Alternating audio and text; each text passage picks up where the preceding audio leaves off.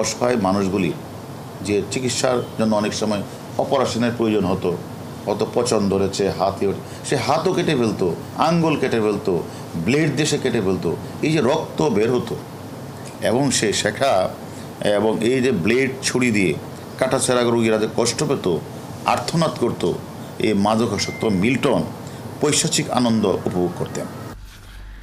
এবার মানব পাচার মামলায় মিল্টন সমাদ্দারের 4 দিনের রিমান্ড মঞ্জুর করেছে আদালত। এর আগে জিজ্ঞাসাবাদে চাঞ্চল্যকর তথ্য দেন তিনি।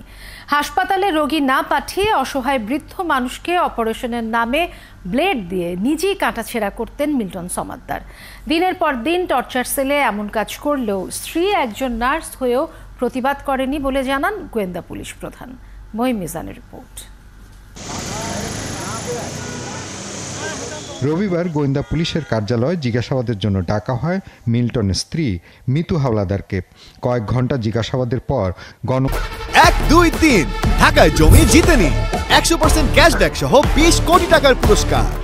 মাধ্যমের মুখোমুখি হন তিনি, বলেন আইন অনুযায়ী বিচার হবে মিল্টনের। যে এলিগেশনগুলো উঠছে আপনারা তো জানেনই, সেই এলিগেশন ধরেই স্যার প্রশ্ন করছে।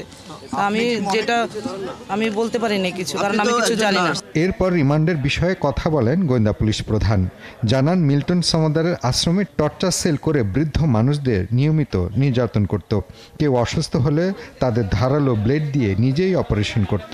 গরিব অসহায় মানুষগুলি যে চিকিৎসার জন্য অনেক সময় অপারেশনের প্রয়োজন হতো, অত পচন ধরেছে, সে হাতও কেটে ফেলতো, আঙ্গুল কেটে ফেলতো, ব্লেড দিয়ে কেটে ফেলতো, এই যে রক্ত বের হতো এবং সে শেখা এবং এই যে ব্লেড ছুরি দিয়ে কাটাছেঁড়া রোগীরা যে কষ্ট পেত, আর্তনাদ করত, এই মাদকাসক্ত মিল্টন পৈশাচিক আনন্দ উপভোগ করতেন।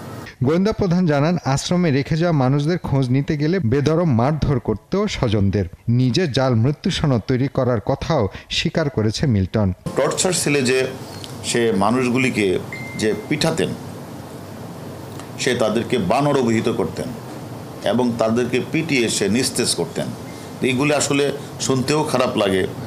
মিল্টন সমাদ্দার তার এই যে একদিকে বানর, আবার অন্যদিকে তাদেরকে নিস্তেজ করতেন। বাট তারা কারণ স্বাভাবিক কারণেই এই অটিজম বাচ্চা বা মানসিক ভারসাম্য মানুষগুলি, অসহায় মানুষগুলি অনেক সময় হয়তো বা আইন শৃঙ্খলা না থাকারই কথা, তারা হইচি করলেই সে তাদেরকে পিঠাতেন। অর্থ পাচার ও আশ্রমে মারা যাওয়া মানুষদের কি হাল হয়েছে তার তদন্ত চলছে বলে জানান গোয়েন্দা পুলিশ প্রধান। মহিম মিজান, ৭১, ঢাকা।